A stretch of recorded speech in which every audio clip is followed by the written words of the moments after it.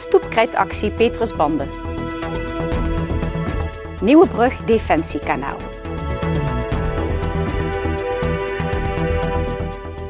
Het is vandaag 5 september, dit is het Pelemagejournaal. ProRail start op maandag 16 september met werkzaamheden aan het NS-station in Oostrum. Het perron wordt toegankelijker gemaakt door de hellingbaan aan te passen. In de nacht van 16 op 17 september werkt ProRail aan het perron met een kraan. In de periode van dinsdag 17 tot en met donderdag 19 september worden overdag hekwerken, leuningen en bestratingen aangebracht. Tijdens de nachtelijke werkzaamheden is het voetgangersoverpad van station Venray afgesloten. Basisschool Petrusbande hield vandaag een verkeersactie. Samen met alle leerlingen werd door middel van stoepkrijtpijlen de gewenste rijrichting rondom de school duidelijk gemaakt. De Petrusbandeschool is omringd met straten. Een van die straten is de Burgemeesterschoolstraat. Met de actie van vandaag wil de school de ouders duidelijk maken dat ze het beste via deze straat kunnen rijden als ze hun kinderen ophalen. We zijn een school en zoals iedere school zijn we ook bezig met de verkeersveiligheid rondom school. En zeker omdat we een grote school zijn hebben we een aantal pieken per dag. En tijdens de pieken is het ontzettend druk. En nogmaals, de verkeerssituatie kunnen wij niet wijzigen, want die is zoals het is. Maar we kunnen wel iedereen vragen om mee te werken en mee te denken om het zo veilig mogelijk te maken.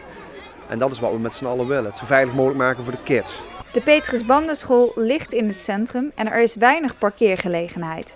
De actie is niet alleen bedoeld om ouders met de auto een goede richting op te leiden. De school hoopt ook dat de ouders gestimuleerd worden om niet met de auto te komen. En we proberen de ouders vooral te benadrukken, kom met de fiets of te voet. Parkeerplaatsen bij creëren is natuurlijk geen optie hier. Dus we willen vooral de mensen stimuleren om met te voet dan wel de fiets te komen. En snappen mensen dat? Doen ze dat ook? Nee, dat is nog niet echt. Er zijn er veel die dat vooral wel doen. Er zijn natuurlijk ook kinderen die van verder weg hier komen op de Petrusbanden. En ja, gemakshalve gebeurt het toch vaak dat mensen met de auto komen, de kinderen even afzetten en doorrijden natuurlijk naar het werk. Ook heel begrijpelijk natuurlijk, maar ja, het is toch niet heel erg wenselijk hier in deze omgeving. De kinderen waren druk in de weer met het stoepkrijt. Al snel was de hele straat gevuld met de meest kleurrijke en diverse pijlen. De kinderen hadden van tevoren goed uitleg gehad over de actie en wisten dan ook duidelijk waarom ze vandaag de handen uit de mouwen staken.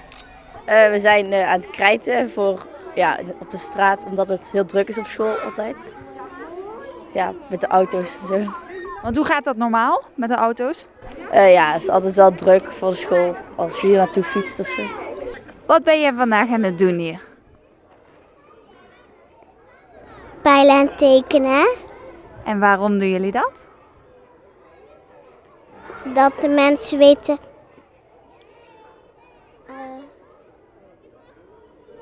welke kant ze op moeten en dat het niet zo gevaarlijk is. Na afloop werd er vanuit een hijskraan van boven een foto gemaakt van alle kinderen en het eindresultaat.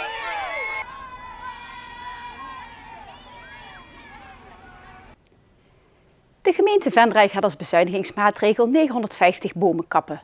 Het levert een jaarlijkse besparing op van €73.000 aan snoei- en onderhoudskosten. De meeste bomen worden gekapt langs wegen door een bosgebied. Alle bomen die tussen de rijweg en het fietspad instaan worden weggehaald. In woonstraten geven sommige bomen overlast, zoals door opdruk. De gemeente wil daarom zo'n 100 bomen die in de verharding langs de straat staan weghalen. De opzet is dat de groene uitstraling van de omgeving niet verloren mag gaan. Sinds kort is er een nieuwe voetgangers- en fietsbrug aangelegd over de stuw in het Defensiekanaal. De brug bij de Vredepaal is onderdeel van een groter project om de grenspalen tussen het land van Kessel en het land van Cuijk te herstellen. De brug is gemaakt om de toeristische route gemakkelijk bereikbaar te maken. In het verleden moesten mensen, als ze dus de route fietsten of liepen, dan kwamen ze aan het Defensiekanaal bij de Vredepaal en dan moesten ze een heel eind omlopen om weer bij de Vredepaal te kunnen komen. Wat ook het uiterste puntje is van de provincie Limburg. Maar voordat de brug daadwerkelijk geplaatst kon worden, kreeg de werkgroep te maken met een waslijst aan benodigde vergunningen van veel verschillende instanties. We hebben een complete omgevingsvergunning moeten hebben van de gemeente Sint-Antonis, want de stuw waar de brug over ligt, ligt in de gemeente Sint-Antonis.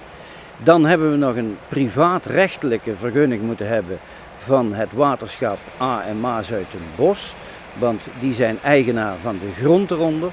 Vervolgens zegt de gemeente Venray, jullie moeten nog een monumentenvergunning hebben bij het ministerie van Cultuur en Wetenschappen. Toen hebben we die verkregen en daarna konden we uiteindelijk na diverse gesprekken het uit gaan voeren. Aankomende tijd wordt er verder aan het project gewerkt. Tot aan de Willy Brodersput in Gijsteren komen grenspalen met info te staan.